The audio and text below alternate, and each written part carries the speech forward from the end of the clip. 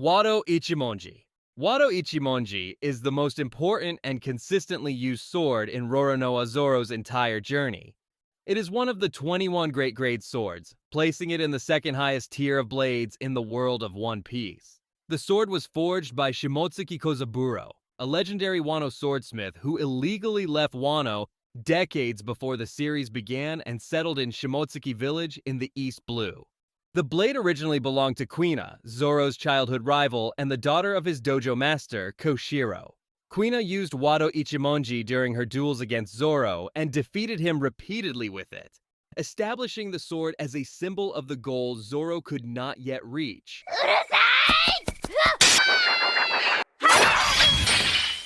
After Kuina's death, Zoro requested the sword so he could carry her will and pursue their shared dream of becoming the world's greatest swordsman. Koshiro granted this request, and from that moment on, Wado Ichimonji became Zoro's core blade. Structurally, Wado Ichimonji is defined by its exceptional durability and balance. Unlike many swords that emphasize raw aggression, Wado is stable, controlled, and resistant to damage. It famously survived a direct clash with Yoru, the supreme-grade black blade wielded by Dracula Mihawk, without shattering. This durability is not accidental. It reflects Kozaburo's philosophy that a true sword is one that protects its wielder as much as it cuts.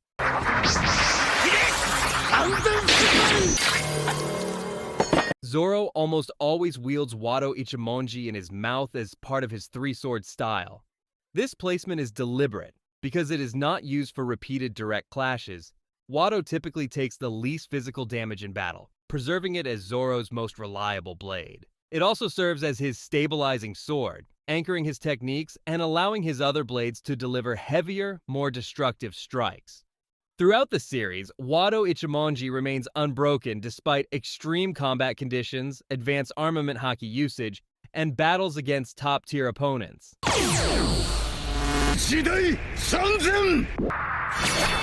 Its endurance confirms its status as a great grade sword and reinforces its role as the blade that carries Zoro's discipline, restraint, and inherited will rather than raw aggression.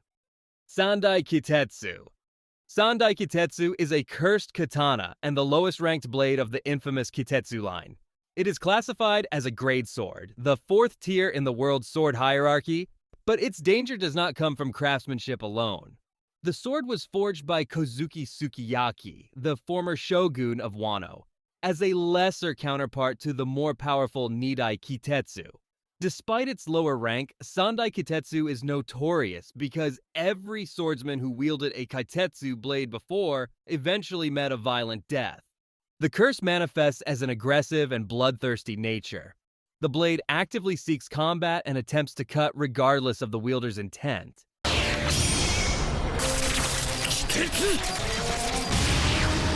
This makes it extremely difficult to control, especially for swordsmen without strong willpower. Its sharpness is exceptional even among named blades, but that sharpness is paired with instability, meaning improper handling can lead to fatal mistakes. Sandai Kitetsu entered the story in Logtown, where it was deliberately hidden among cheap, low-quality swords by the shop owner Ipponmatsu. Aware of its curse, he avoided selling it to prevent further deaths. When Zoro encountered the blade, he immediately sensed its violent nature and chose to test it directly. By throwing the sword into the air and extending his arm beneath its falling edge, Zoro challenged the curse itself. The blade narrowly missed severing his arm, signaling that his will had overpowered the sword's malice.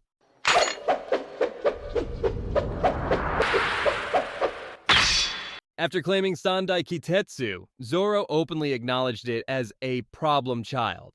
In battle, the sword often pulls toward lethal strikes on its own, requiring constant suppression through grip, posture, and intent.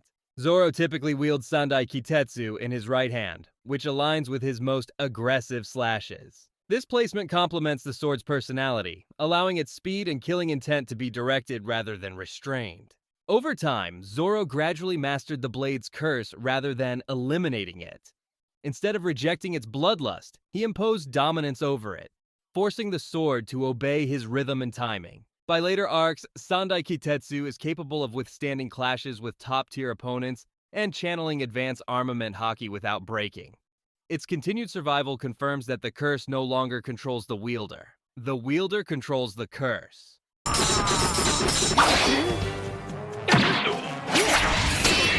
Yubashiri.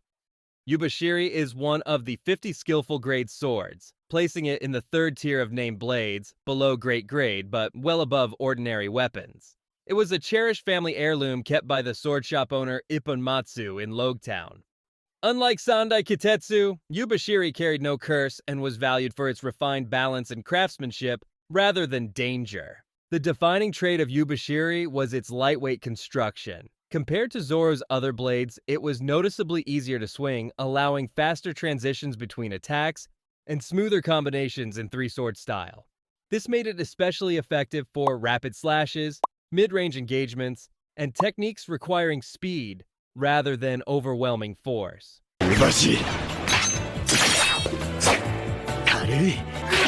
Zoro obtained Yubashiri immediately after proving his dominance over Sandai Kitetsu's curse. Impressed by Zoro's resolve and luck, Ipponmatsu gifted Yubashiri to him for free, restoring Zoro's three-sword setup. From that point onward, Yubashiri became a reliable secondary blade, often paired with Sandai Kitetsu during high-speed exchanges. In combat, Yubashiri demonstrated excellent cutting power despite its lighter weight. It was capable of cleaving through solid structures, defending against powerful opponents, and channeling armament haki without resistance.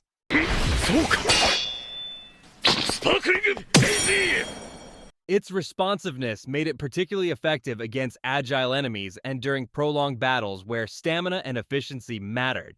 Yubashiri met its end during the events of Enies Lobby when it was destroyed by Marine Captain Shu, who had eaten the rust fruit. The moment Shu made contact with the blade, Yubashiri rapidly corroded and disintegrated, leaving only its hilt. Unlike broken swords that fail through combat stress, Yubashiri was erased instantly by a devil fruit ability, giving Zoro no opportunity to defend it.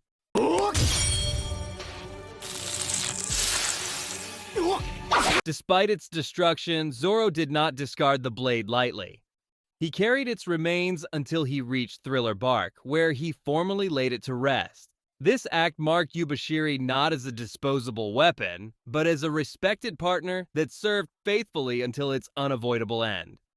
Shusui. Shusui is one of the 21 great grade swords and a legendary black blade, a distinction achieved only by the highest level swords through prolonged use and repeated infusions of armament haki. It was originally wielded by Shimotsuki Ryuma, the sword god of Wano, whose exploits elevated both the blade and its wielder into legend. Over countless battles, Shusui was permanently blackened, dramatically increasing its hardness, weight, and destructive output. After Ryuma's death, Shusui was buried with him in Wano as a national treasure. Years later, the sword was stolen alongside Ryuma's corpse by Gecko Moria, who reanimated the body using shadow-based powers. The blade remained in use for years by the zombified Ryuma until it was reclaimed through combat by Zoro. Upon defeat, Ryuma acknowledged Zoro's strength and willingly entrusted Shusui to him, recognizing that the sword demanded a master capable of controlling it.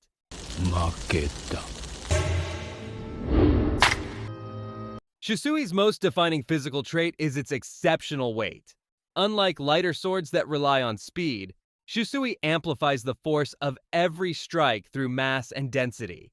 This makes each slash significantly more destructive, but also far more difficult to control. Early use of the blade caused uncontrolled damage, cutting far deeper than intended and destabilizing techniques that were previously precise.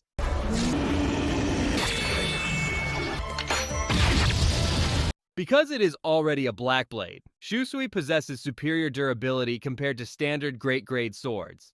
It resists chipping, bending, and haki backlash even under extreme stress. Its hardened structure allows it to withstand clashes that could shatter lesser blades, and prolonged combat only further reinforces its lethality rather than degrading it.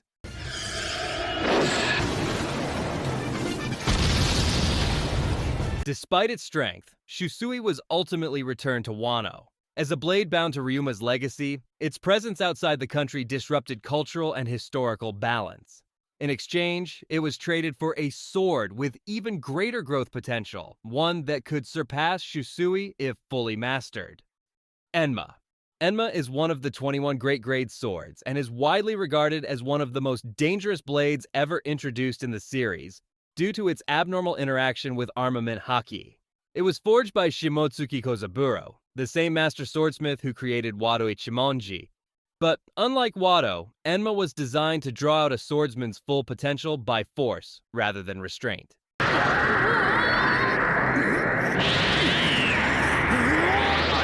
The blade was originally wielded and mastered by Kazuki Oden, one of the strongest swordsmen in Wano's history. Enma earned its reputation during Oden's lifetime by performing feats no other sword could replicate, including permanently scarring Kaido in dragon form. This single act established Enma as a blade capable of harming the strongest creatures in the world.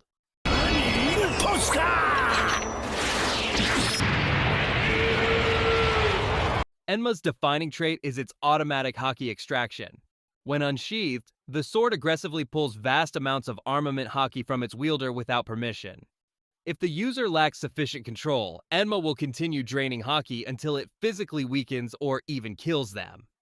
This is not a temporary surge or technique-based effect.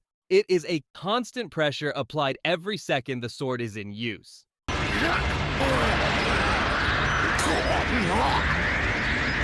This behavior makes Enma fundamentally different from Shusui. While Shusui amplifies force through weight and density, Enma amplifies power by forcing the user to output far more haki than intended. Early attempts to wield it result in uncontrolled slashes that far exceed the wielder's target, such as cutting through cliffs when aiming for trees. The sword does not misjudge strength, the wielder does.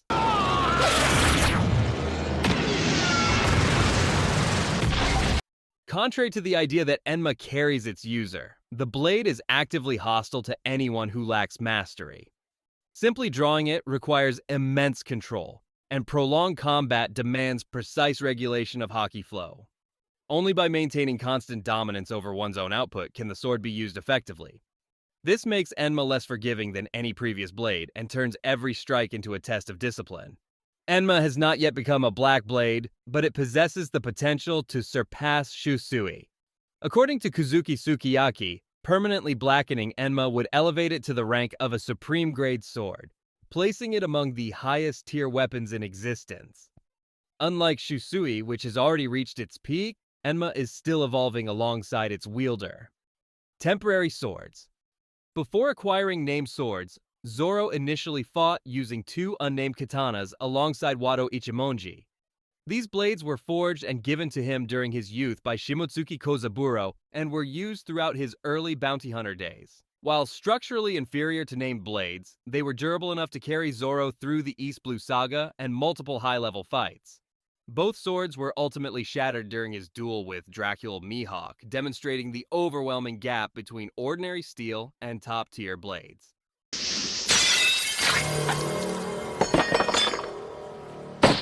After losing those swords, Zoro temporarily borrowed 2 ordinary katanas from Johnny and Yosaku to fight at Arlong Park. These weapons had no special traits, rank, or legacy, and were used purely out of necessity to restore his 3-sword style. Once the battle concluded, the swords were immediately returned, marking them as functional tools rather than true parts of his arsenal.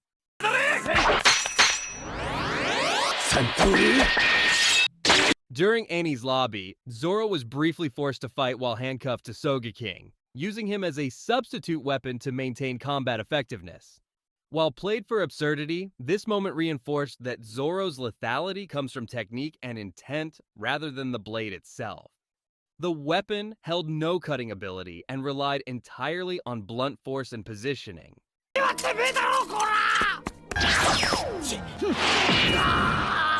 In Wano, Zoro was briefly forced to wield a seppuku knife after being accused of crimes and ordered to take his own life. Instead of complying, he used the short blade offensively, overpowering his captors despite its limited reach. This demonstrated that even ceremonial weapons could be lethal in the hands of a skilled swordsman.